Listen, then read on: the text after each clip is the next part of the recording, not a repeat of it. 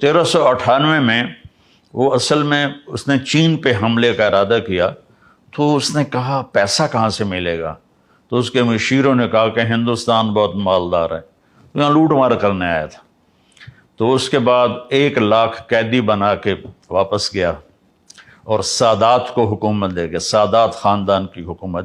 میں مختصر بتا رہا ہوں تاکہ آپ کے سامنے ایک تصویر آ جائے۔ تو واپس جا رہا تھا تو اس کو سفر میں دشواری پیش آئی کہ 1,00,000 آدمیوں کو لے کے چلا ہونا کہ سب کے سر اڑا دو تاکہ ہم آسانی سے سفر کر سکیں، سب کے سر اڑا دی۔ سادات خاندان کے بعد جب ان میں انتشار ہوا اور وہ بکھر گئے تو لودھی خاندان کی حکومت آئی، بہلول لودھی۔ تغلق میں فیروز تغلق بہت بڑا بادشاہ تھا۔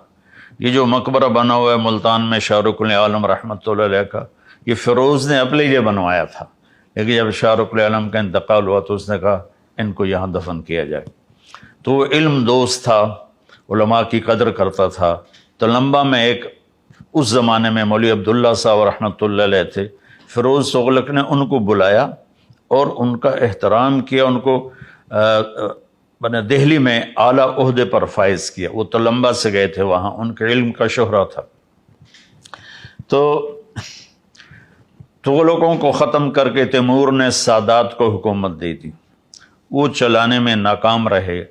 تو بہلول لودھی پٹھان خاندان سے تھا، اس نے چڑھائی کی اور قبضہ کیا اور پٹھان خاندان کی حکومت قائم ہو گئی۔ تو اس کا آخری بادشاہ تھا ابراہیم لودھی۔ وہ بڑا شکی مزاج، چھوٹی چھوٹی بات پہ قتل کروا دیتا تھا اور لالچی تھا، خزانہ جمع کر کے رکھتا تھا۔ تو لاہور کا جو اس کا صوبے دار تھا، گورنر تھا، اس نے بابر کو دعوت دی کہ تم آؤ اور آ کر دہلی پر حملہ کرو، ہم تمہاری مدد کریں گے۔ تو 1526 میں پھر بابر آیا اور اس نے پانی پت کے میدان میں پہلی لڑائی ہوئی۔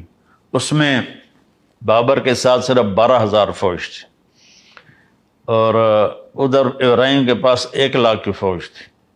یہ جو موٹر وے کے راستے میں پہاڑ آتے ہیں، ان کو وہاں ایک جھیل ہے کلر کہار، وہاں جھیل ہے، وہاں ایک پتھر آج بھی پڑا ہوا ہے جس پر کھڑے ہو کر بابر نے اپنی فوج کو تیار کیا تھا کہ بس جان دینی یا پیچھے نہیں جانا ہے۔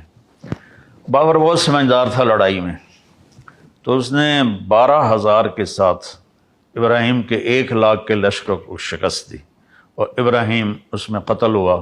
اور اس نے اس کو بڑی عزت سے اس کا جنازہ پڑھوایا، وہیں اسے دفن کیا اور مغلیہ خاندان کی سلطنت شروع ہو گئی۔ مغلیہ خاندان واحد خاندان ہے جس نے ہندوستان پر 1526 سے لے کر اور 1857 تک حکومت کی، کوئی 325 سال۔ باقی کوئی 20 سال میں کوئی جیسے بلبن 20 سال کی حکومت کر کے اکیلا تھا، شہید ہو گیا، بچے کے غم میں وہ فوت ہو گیا۔ تو خاندان غلامہ تھا، بلبن تھا، خلجی تھا، تغلق تھے، سادات تھے، انہوں نے سب تھوڑا عرصہ حکومت کی۔ تو یہ جو تھا مغلیہ خاندان، انہوں نے لمبا عرصہ حکومت کی، لیکن ان بادشاہوں میں سوائے محمد تغلق کے کوئی نہیں تھا جس نے اسلام کی دعوت پھیلائی ہو۔ ان کو بس ملک گیری کا شوق اور اپنے حکومت بڑھانے کے شوق تھے، جس کی وجہ سے وہ دعوت ان کو یاد ہی نہیں تھی کہ ہم نے کوئی اسلام بھی دنیا میں پھیلانا ہے یا ہندوستان میں اسلام پھیلانا ہے۔ تو پھر بابر سے لے کر بہادر شاہ ظفر تک 1857 میں یہ جو جنگ آزادی ہوئی، اصل تو اس سے پہلے ہی مغلیہ سلطنت ختم ہو گئی تھی شاہ عالم ثانی کے دور میں۔ اور میں حیران ہوں کہ انگریز آئے اور جہانگیر سے ملے، اس کے سر تاجر لوگ، اس کے سر میں درد ہوتا تھا بہت، تو انہوں نے، اب ہماری دیسی دواؤں میں کوئی ایسی دوا نہیں جو سر درد کو فوری ٹھیک کرے، انہوں نے اس کو اپنی وہ گولی دی، وہ ایک دم ٹھیک ہو گیا۔ وہ کہنے لگا مانگو کیا مانگتے ہو؟ کہا ہمیں یہاں تجارت کی اجازت دے دو۔ انہوں نے کہا چلو جاؤ ادھر بنگال کی طرف۔ جب شاہ جہاں آیا تو اس کے وزیروں نے کہا یہ بڑے خطرناک نظر آ رہے ہیں، ان کو بھگا دو۔ کہ ان کی اوقات کیا ہے، اس وقت تو کوئی سوچ بھی نہیں سکتا تھا کہ شاہ جہان کے دور میں یہ چند انگریز یہ پورے ہند کے حکمران ہو جائیں گے۔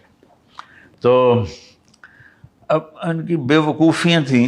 شاہ جہان کی بیوی تھی ممتاز محل، اس کا 14واں بیٹا پیدا ہوا تو وہ اس میں درد ذہ میں وہ فوت ہو گئی، اور مرتے ہوئے اس نے کہا میرا ایسا مقبرہ بنانا کہ دنیا میں کسی کا ایسا مقبرہ ہی نہ ہو۔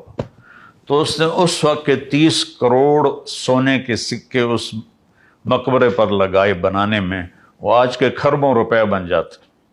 اس سے تو پتہ نہیں وہ لوگوں کی فلاحی کام کتنے کر سکتا تھا، کتنے کام کروا سکتا تھا۔ اور جہانگیر سے زوال شروع ہوا کہ جہانگیر نے دکن میں حکومت تھی عادل شاہی، تو جہانگیر کو تھا کہ میں سارا ہندوستان فتح کروں، اکبر عادل شاہی کو فتح نہیں کر سکا تھا۔ تو جہانگیر وہاں 25 سال وہاں بیٹھا رہا اور دہلی کا پایا تختہ چھوڑ دیا، وہیں اس کی موت ہوئی، وہیں اس کی قبر بنی۔ ویران قبر ہے، کوئی جاتا ہی نہیں ہے، کسی کو پتہ ہی نہیں ہے کہ یہ عالمگیر ہے جس نے 50 برس ہندوستان پہ حکومت کی۔ اس کے بعد زوال شروع ہو گیا، اور آہستہ آہستہ آہستہ آہستہ آہستہ آہستہ ادھر 1757 میں انگریزوں نے سراج الدولہ کو شکست دی۔ سراج الدولہ رات عورتوں کے رقص دیکھتا تھا اور دن میں 12 بجے اٹھتا تھا، اور لارڈ کلائیو جو تھا وہ تہجد میں گھوڑے پہ سوار ہوتا تھا اور دن ڈوبنے پر گھوڑے سے اترتا تھا۔ تو ایسے لوگ کہاں کامیاب ہو سکتے ہیں؟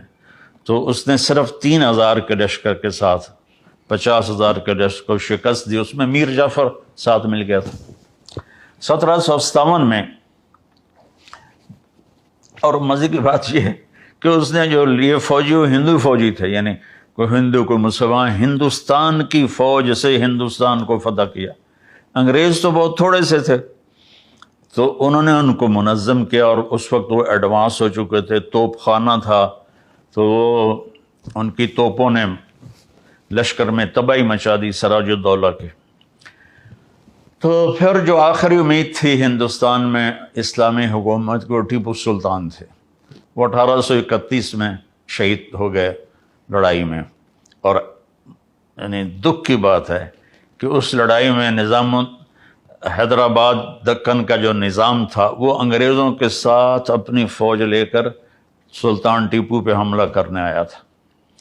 تو وہ اللہ اس کی درجات بلند فرمانے کا، شیر کی ایک دن کی زندگی گیدڑ کی 100 سالہ زندگی سے بہتر ہے۔ اس کو ایک اسکاٹ لینڈ کا سپاہی تھا، اس نے قتل کیا تھا۔ اس کا مجسمہ اب بھی وہاں ایڈنبرا میں بنا ہوا ہے۔ تو اس وقت وہ جنرل ہنگسر، یہ ہیری تھا، مجھے نام میں شک پڑ رہا ہے، اس نے کہا اب ہندوستان ہمارا ہے، اس 1831 میں۔ اور پھر وہ شاہ عالم ثانی کے دور میں دہلی پر آ گئے، اور شاہ عالم ثانی کی حکومت صرف محل میں تھی اور قلعے میں تھی۔ 1857 کی جنگ آزادی ہوئی، وہ ایک غدر تھا، اور اس میں انہوں نے بہت ظلم کیے، اور کوئی منظم نہیں تھا، کسی قسم کی کوئی ترتیب نہیں تھی، تو انہوں نے دلی میں لوٹ مار مچا دی۔ تو ایسے کہاں لڑ سکتے تھے؟ تو پھر انگریزوں آئے اور انہوں نے دوبارہ اس پر قبضہ کیا، اور 1857 سے لے کر 1947 تک انگریز حکمران آئے، اور انہوں نے اپنا نظام تعلیم جاری کیا۔ یہاں جو بھی تبدیلیاں لے کر آئے وہ بعد میں ہندوستان والے، پاکستان والوں کے لیے بڑی مفید ثابت ہوئیں۔ تو 1947 تو علامہ اقبال رحمۃ اللہ علیہ نے سب سے پہلے تصور پیش کیا کہ ہمارے لیے ایک الگ ملک ہونا چاہیے جس میں مسلمان اپنے طرز اسلام پر زندگی گزار سکیں۔ تو اللہ تعالیٰ درجے بلند فرمائے قائد اعظم رحمۃ اللہ علیہ کے، وہ اس مسلم لیگ کی بنیاد رکھی گئی 1940 میں، یا شاید اس سے پہلے 1940 میں تھی، لیکن وہ بری طرح ہار گئے۔ تو لیکن انہوں نے ہمت نہیں ہاری اور پھر دوبارہ لگ گئے. اور تو اکثر علماء کا یہ تھا ذہن کہ الگ ملک نہیں بننا چاہیے، بہت قتل عام ہوگا.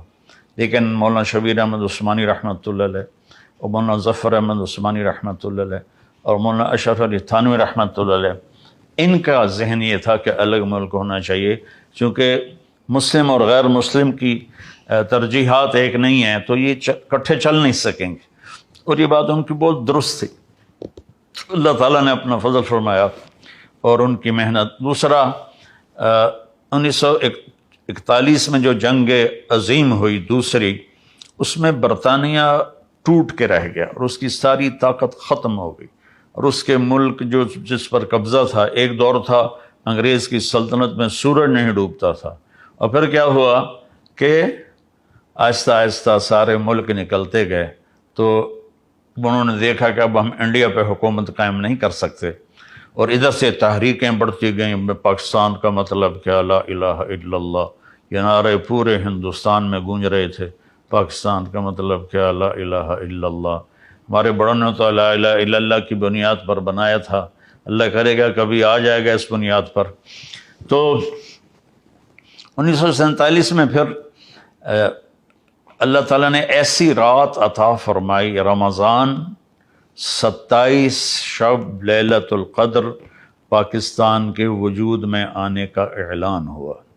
یہ اتفاقاً نہیں تھا، یہ اس اللہ کا انتخاب تھا کہ اس مبارک رات میں مجھے اس ملک کو وجود دینا ہے. تو اس کے اعلان کے بعد پھر بہت تکلیف دیکھنی پڑی، لیکن آزادی کے لیے تکلیفیں تو جھیلنی پڑتی ہیں.